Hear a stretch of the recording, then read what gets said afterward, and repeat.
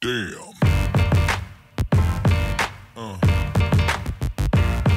Yeah.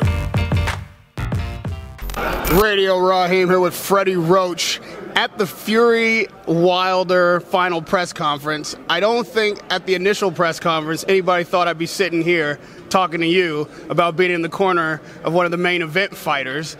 Are you as surprised as everybody else that you're involved in this fight and working one of the corners? Yes. I mean, he after his first press conference here in L.A., he called up and asked Marie if he could come over and see my gym, and so he came over. I gave him a tour, and he met everybody and took a lot of pictures. And I was really surprised because I didn't really expect a really nice guy and so forth. But he was just such a gentleman and a nice guy.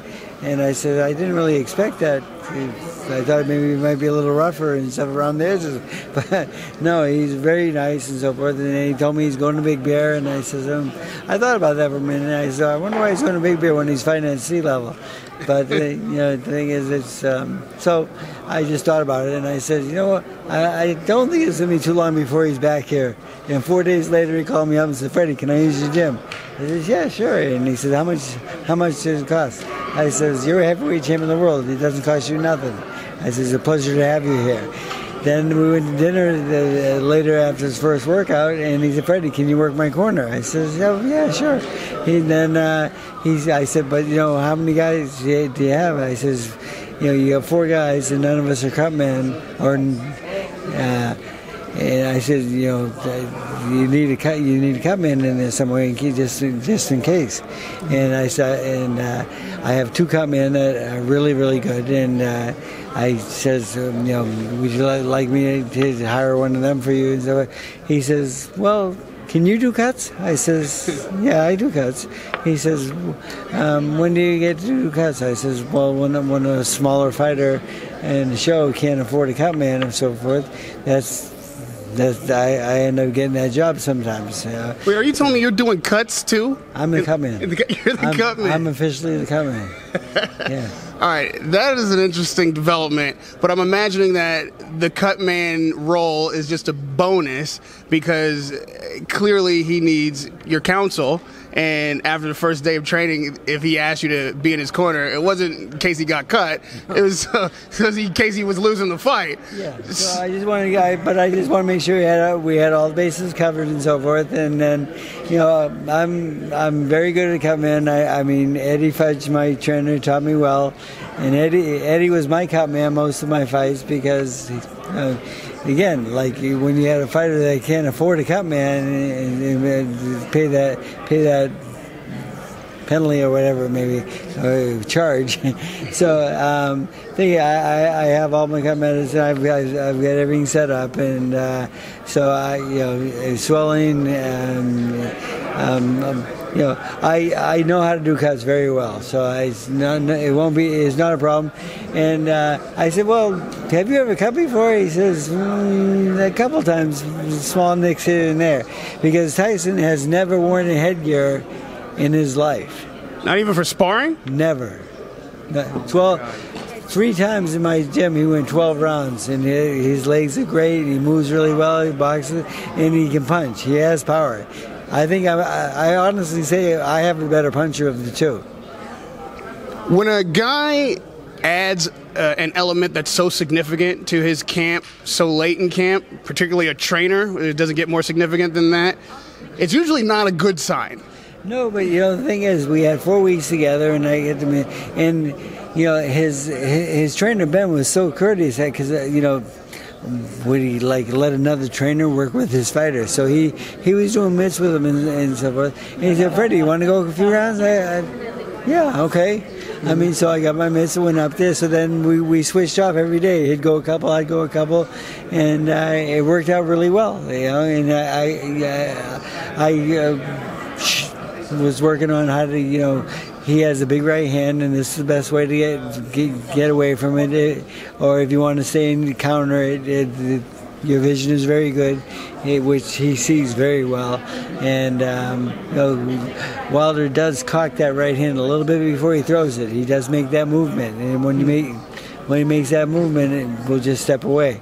And so, I mean, we worked really hard on just strategy. And it sounds like you feel like you have a tell, like you found a tell for Wilder. Well, not really. I mean, it's once you start studying somebody and watching them, and the thing is, and again, you're not looking for like mistakes, but you look at the habits, and this is something he does every time. I mean, he does not throw the right hand without turning it first.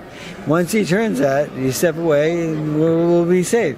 And the thing is, I told him the biggest thing about this fight is don't get caught on the ropes, because that would be a dangerous place to be with Wilder, because he does have power. And but my guy has power too, and Wilder better respect that, because if he comes out trying to run my guy over, he might get run over. You're already calling Tyson Fury your guy, and you've had guys before that are making comebacks, particularly heavyweights. We've had Tyson, guys that were big and then fell, and then trying to reclaim that glory, reclaim that moment of greatness. Boxing, as many will tell you, and you've told me many times, is 80% mental, at least. Yes. So I see your physical strategy. 90%. 90%, there you go. What is the mental approach for Tyson Fury? And you've told me before, a lot of guys can't overcome that first fall. Why can he? The thing is that you need to pay attention all the time in this fight. If your mind wanders somewhere and so forth, and you get hit by one of those shots, it's going to knock you out. Because he does have power. So the key to me is to stay focused. And the thing is, he sees very well. He sees things happening all the time, and he sees openings that he can create with feints and so forth. And he sees when guys are like when they're going to cock that right hand and throw it.